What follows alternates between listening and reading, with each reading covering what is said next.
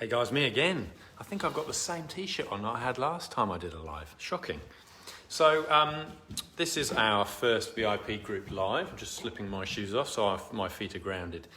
And I wanted to sort of start with the topic of sleep because it's such an important element of health.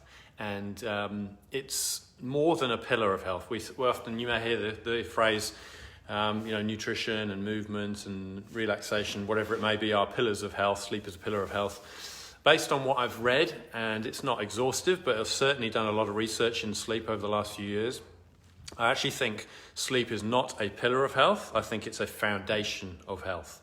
In other words, everything that we do sits on top of that base of sleep. Once that's right, everything else will improve. And one of the phrases I came across was, sleep is the tide that raises all health boats. So if you think about it from that point of view, the rising tide of improved sleep means all the boats in terms of our health measures will improve, and that can be our blood markers, that can be our inflammation markers. Inflammation goes up when we're poorly slept. There are oodles of ways of measuring it. I guess irritability is an issue when we're less well slept. We can be a bit on edge and a bit titchy. There is lots of things that we can measure and lots of things that we can feel, and know that is one of the reasons why we're feeling like that, because our sleep is not as good as it could be. So what is sleep? I guess there is a reason why we sleep, and we spend in theory about a third of our lives in bed, hopefully sleeping, and the reason for it is to regenerate. The reason for it is to allow our brains to decompress from the day's activities. It allows our bodies to regenerate tissue so that we don't completely break down. And if you compare awake compared to asleep, we're in a catabolic state when we're awake. So catabolic means that things are breaking down. Our bodies are breaking down, tissue is breaking down. Because we're moving, we are metabolically active. When we're asleep, we are metabolic. Sorry, when we are asleep, we are anabolic. So catabolic, anabolic. So when we're asleep, we're anabolic. So sleep is the most anabolic we can get our bodies. You may have heard of anabolic steroids. So anabolic steroids are what pumps up bodybuilders illegally. Sleep is the other way. So if you're able to sleep and you're able to get good regenerative sleep, then your body will be rebuilt overnight. And typically how that works is from about 10 p.m. to 2 a.m. our brains, our bodies do the repair work. And then from 2 a.m. to 6, so if you think 10 till 6 is that 8-hour window, that's when the brain does the mental repair. So there are different stages of sleep to try and sort of break it down into what it is. So obviously we're awake. That would be described as reception. In other words, our bodies are taking on information, and our brains are taking on information. Our bodies are being active, or they're being sedentary. Whatever it is we're doing, we're receiving stuff. So that's a reception stage. Then there are two different types of sleep. In simple terms, there is NREM, so non-REM sleep, and there is REM sleep. So REM is the rapid eye movement part of sleep, when it's actually quite a shallow form of sleep. And NREM, which is the non-rapid eye movement, is a slightly deeper level of sleep, and you can break that down into various different levels. And you've got really deep sleep, and that's the stuff where you're furthest away from wakefulness, and it's hard to get you out of that slumber. And typically we run through cycles of sleep in those different types every 90 minutes. And it was interesting reading when I first discovered how that works, is that, why don't we just go awake, asleep, deep sleep, a little bit of REM that we need, and then back out. So it would look different, and we'd be in that, sort of deep sleep for a block for longer. And so the thinking is that we need to get each of those different types of sleep on a cyclical 90-minute repetition, because if we get woken, then we will have had some of each of that type of sleep. which means that, if we don't get a full 8 hours, well, at least we've tapped into those different levels of sleep and different qualities of sleep.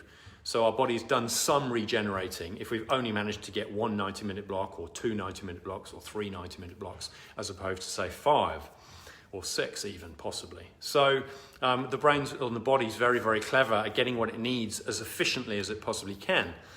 So NREM would be described as reflection.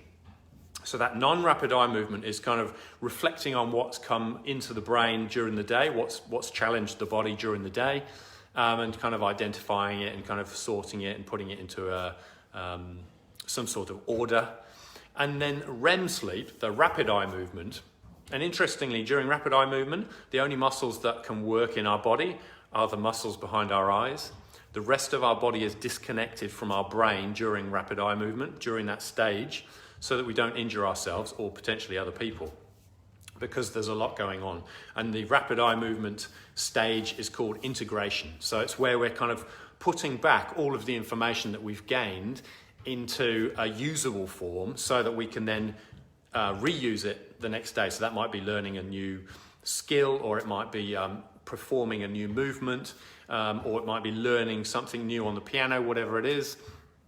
If we've been learning it the day before, we need to be able to recall it and use it again, and that's where the integration element of rapid eye movement comes from. So hopefully that gives you a little bit of a flavour on the different types of sleep, what it's used for, how it works in terms of the cycles. Next part I wanted to talk about was melatonin versus cortisol.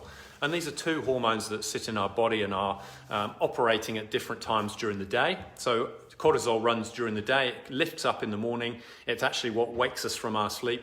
Should be high in the morning so we have plenty of energy. We are most productive in the morning, or some people are most productive in the morning. We'll come on to that in a minute, some aren't.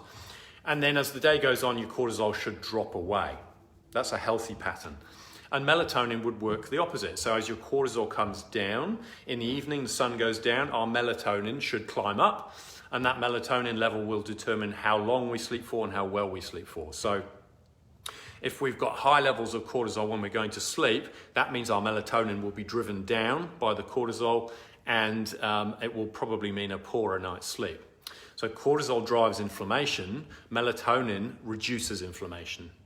So if we're always inflamed, we're going to be high cortisol. If we're not too inflamed, our melatonin is going to be strong and healthy, and we'll have a good night's sleep.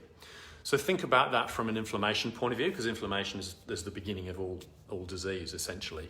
So keeping those healthy patterns between cortisol and melatonin are really important to that circadian rhythm and having a healthy wake and sleep cycle and a solid night's sleep so that you wake up refreshed, ready to go.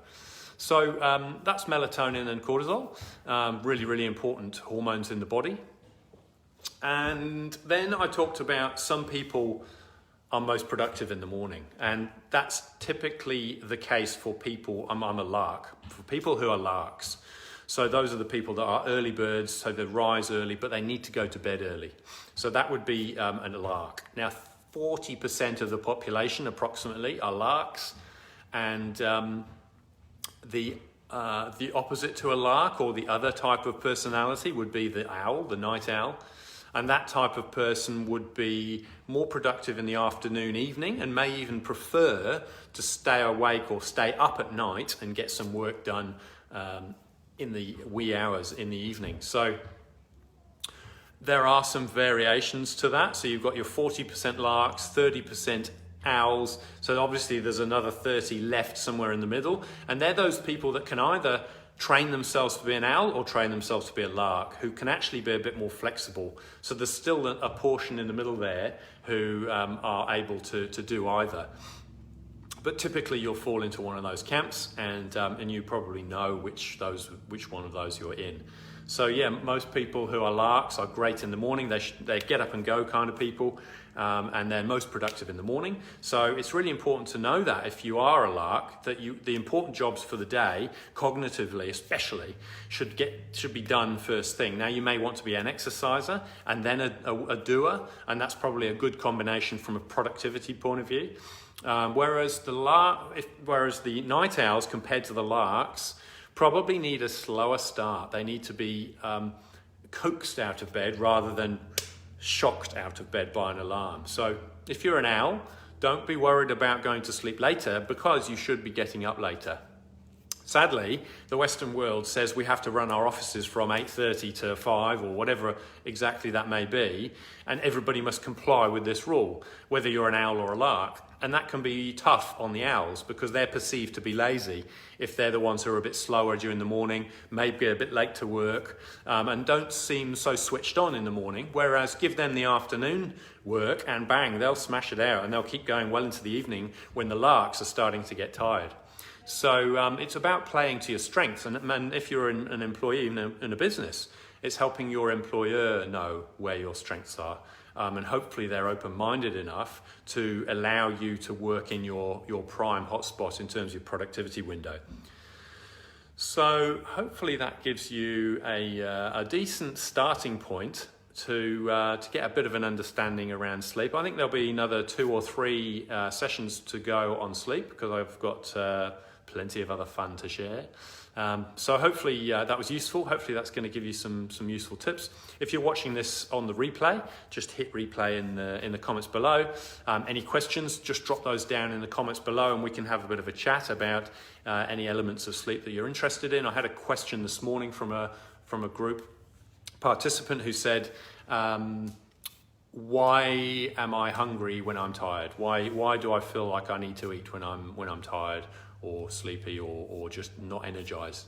And there's a really good reason and a good answer for that. Not going to go into that today. We're going to touch on that another time in terms of the impact of poor sleep on hunger, because it plays a really big part. So understanding that sleep plays a large part in our hunger and our satiety sensations is a big element of understanding sleep and your own patterns. So I'll leave you with that. Hopefully that was useful, and I look forward to catching up when you guys are available in the group for some chat, and speak to you next week for more interesting tips on sleep.